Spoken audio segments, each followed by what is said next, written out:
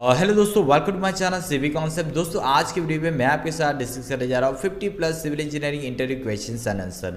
दोस्तों आज की वीडियो में जो 50 क्वेश्चन डिस्कस करने वाला हूँ वो बहुत ज़्यादा इंपॉर्टेंट है। किसी भी गवर्नमेंट या प्राइवेट जॉब इंटरव्यू में इसमें से बहुत सारे क्वेश्चन दोस्तों पूछे जाएंगे, तो ये वीडियो दोस्तों आप पूरा जरूर देखिए। एक बार आप ये वीडियो देख लेंगे तो आप किसी भी इंटरव्यू में मैक्सिमम जो क्वेश्चन है उसके आंसर दे पाओगे। तो चलिए स्टार्ट करते हैं।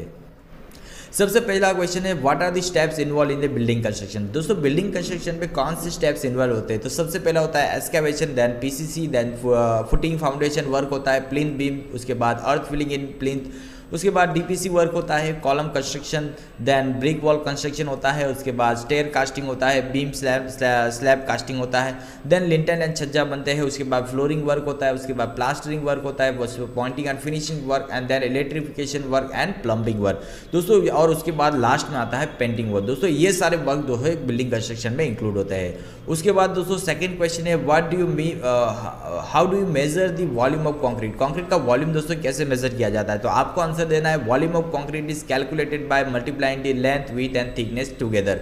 ये तीन फैक्टर को आप मल्टीप्लाई करेंगे तो आपको कंक्रीट का वॉल्यूम मिल जाएगा। तो फॉर एग्जांपल ले लेते हैं कि 1 metre by 1 metre by 1 metre का कंक्रीट क्यूब है, तो उसका वॉल्यूम कितना आएगा? तो हम क्या करेंगे, लेंथ, विड्थ और हाइट कितनी है? 1 मीटर 1 मीटर 1 मीटर। इसको अगर आप मल्टीप्लाई करेंगे तो कंक्रीट का वॉल्यूम कितना आ जाएगा? 1 मीटर क्यूब। दोस्तों इसी तरह से बाकी सब जो कंक्रीट के एलिमेंट है उसका आपको वॉल्यूम निकालना होता है। उसके बाद है third question, why concrete cover is provided to the reinforcement. Concrete के अंदर रेनफोर्समेंट को कवर क्यों प्रोवाइड किया जाता है? तो दोस्तों concrete cover for reinforcement is required to protect the rebar against the corrosion and to provide the resistance against the fire. दोस्तों मेन पर्पस है कि कोरोजन से वो हमारा जो रेनफोर्समेंट बच जाए, और दोस्तों फायर जब भी उसको आग लगे तो उसके अंदर उसको रेजिस्टेंस होना चाहिए, ज़्यादा से ज़्यादा टाइम दोस्तों उसको रजिस्ट करना चाहिए, राइट। इसीलिए हम क्या करते हैं, रेनफोर्समेंट को कवर प्रोवाइड करते हैं। यही दोस्तों आपको आंसर देना है अगर ये क्वेश्चन आपको पूछा जाता है तो। उसके बाद है, how do you check the level on construction site. Construction site पर लेवल कैसे मेजर किया जाता है? तो उसका आंसर आपको ऐसे देना है कि जैसे I will check the level on construction site by using the spirit level, dumpy level and levelling pipe. ये दोस्तों ज़्यादातर दोस्तों साइट पर यूज़ किए जाते हैं। 3 बहुत ज़्यादा इंपॉर्टेंट इंस्ट्रूमेंट है। जैसे ये है दोस्तों डंपी लेवल, उसके बाद जो लेवलिंग स्टाफ है, डंपी लेवल, दोनों ये साथ में यूज़ किए जाते हैं। उसके बाद स्पिरिट लेवल दोस्तों ब्रिक वर्क या फिर स्टाइल वर्क की लेवलिंग के लिए स्पिरिट लेवल ज़्यादातर यूज़ किया जाता है। और लेवलिंग पाइप दोस्तों डोर विंडो का जो लेवल है लेवलिंग पाइप से ज़्यादातर चेक किया जाता है। तो दोस्तों आपको इस क्वेश्चन का आंसर ऐसे देना है, spirit level, dumpy level, levelling pipe से दोस्तों लेवल चेक किया जाता है कंस्ट्रक्शन साइट पर। उसके बाद है, what is the accuracy of dumpy level और minimum reading we can take on dumpy level. दोस्तों डंपी लेवल जो होता है उसका जो स्टाफ होता है उसमें कितना मिनिमम रीडिंग हम रीड कर सकते हैं?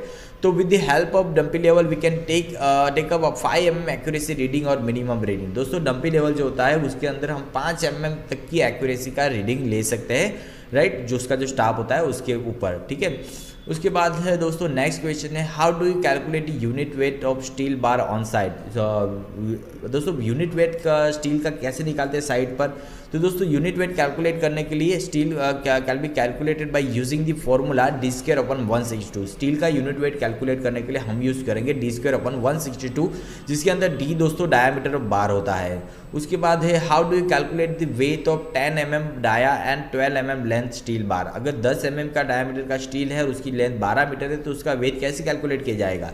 तो उसका वेट कैलकुलेट किया जाएगा by multiplying the unit weight of 10 mm dia steel with the length.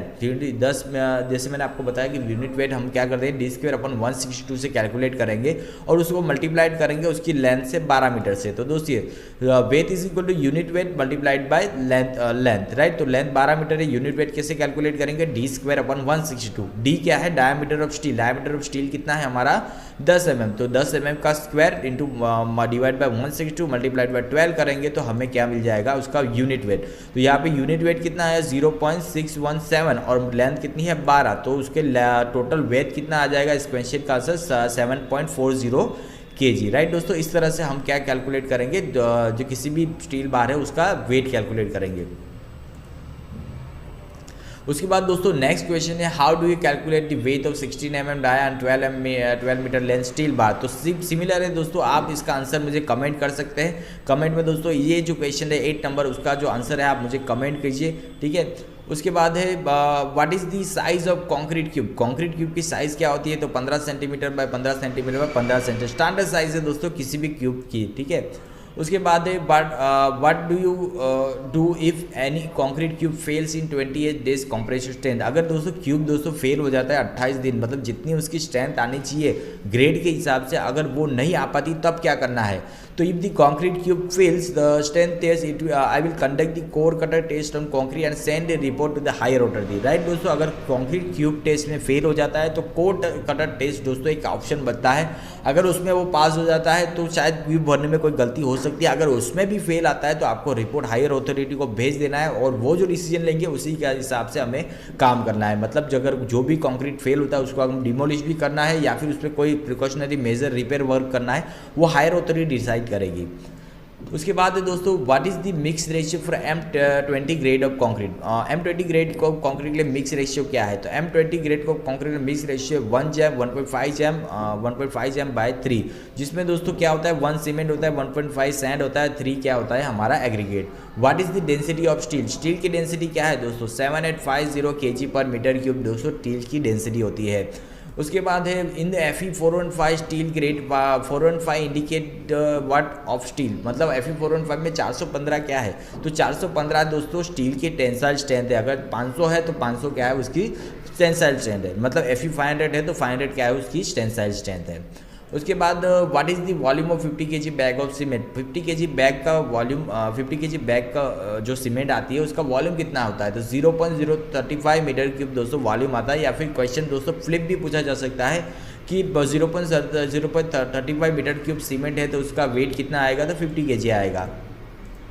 उसके बाद in residential building average value of stair width कितनी होनी चाहिए 900 mm, राइट दोस्तों। मिनिमम जो स्टेयर विथ मतलब ये जो है दोस्तों उसका ये कितना होना चाहिए 900 mm या फिर 3 फीट के करीब दोस्तों हमारी जो है स्टेयर विथ होनी चाहिए। उसके बाद the slope of the stair should not be exit, जो स्लोप का स्टेयर का जो स्लोप होता है दोस्तों एंगल ऑफ स्लोप मतलब ये वाला, तो वो 40 डिग्री से दोस्तों ज़्यादा नहीं होना चाहिए, मिनिमम दोस्तों वो 40 डिग्री ही होना चाहिए।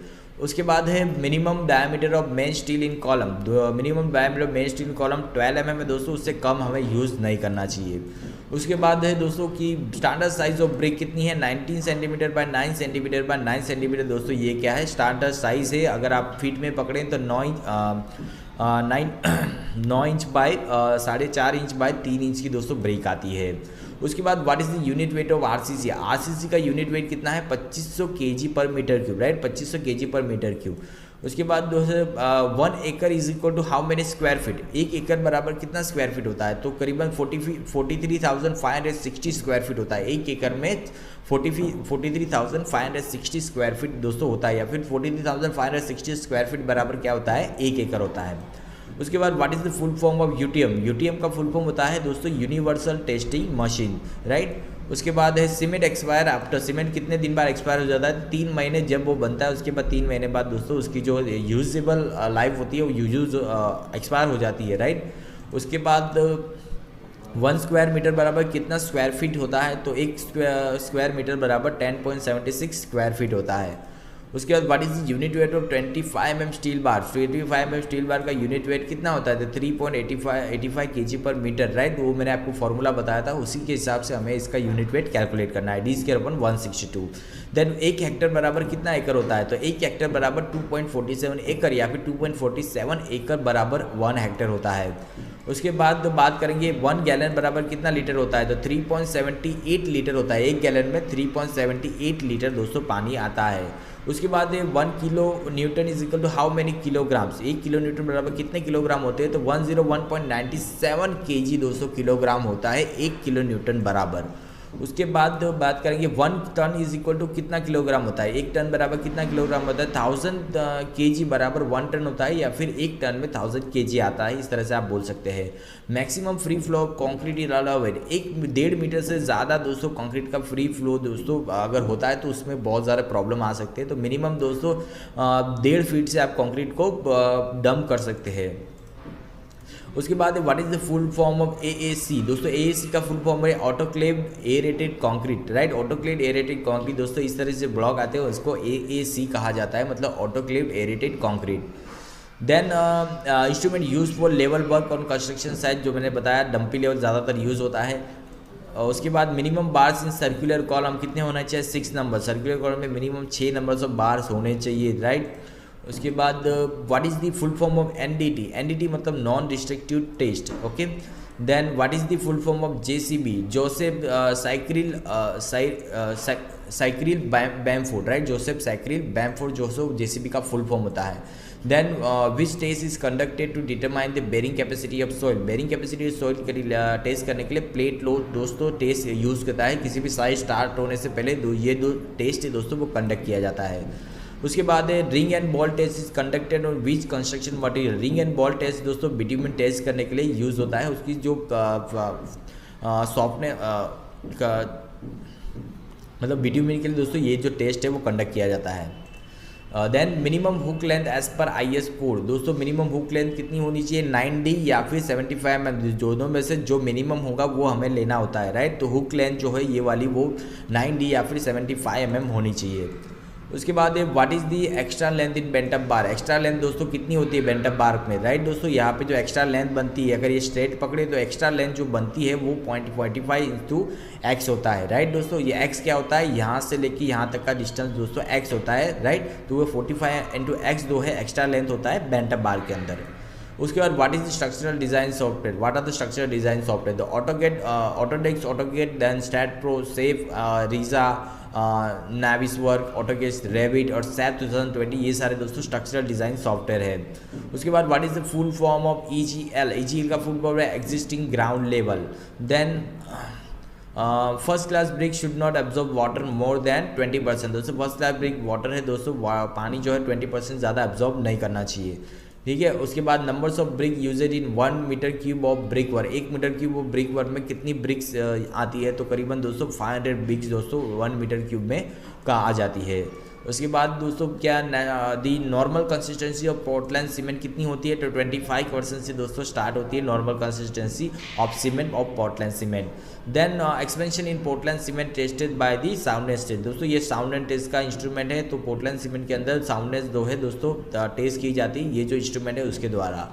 उसके बाद है according to the IS code full strength of concrete achieved after, IS code के हिसाब से कंक्रीट किसी भी ग्रेड का कंक्रीट वो कितने दिन में अपनी पूरी स्ट्रेंथ जो है वो गेन करता है, तो वो 28 डेज के अंदर अपनी पूरी जो स्ट्रेंथ है वो गेन कर लेता है।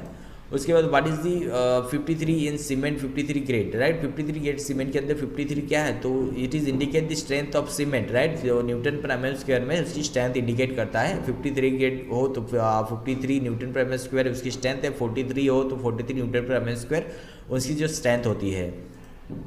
उसके बाद minimum grade of concrete use for RCC M20, RCC work में मिनिमम M20 ग्रेड का कंक्रीट यूज़ करना चाहिए। बाकी लोअर ग्रेड है M10 या M50 वो PCC वर्क में आप यूज़ कर सकते हैं। उसके बाद है दोस्तों कि what is the full form of EIA, EIA मतलब इन्वायरमेंटल इम्पैक्ट असेसमेंट, EIA का फुल फॉर्म है environmental impact assessment. Then what is the full form of DPR, DPR मतलब डिटेल प्रोजेक्ट रिपोर्ट, दोस्तों DPR का फुल फॉर्म होता है detail project report, ठीक है दोस्तों। एंड लास्ट क्वेश्चन है what is the initial and final setting time of OPC, initial setting time less than 30 minute and final setting time 600 minute के करीब होना चाहिए। ओके दोस्तों, अगर दोस्तों आपको ये मेरा वीडियो अच्छा लगा तो जरूर सब्सक्राइब कीजिए मेरा चैनल सिविक कॉन्सेप्ट।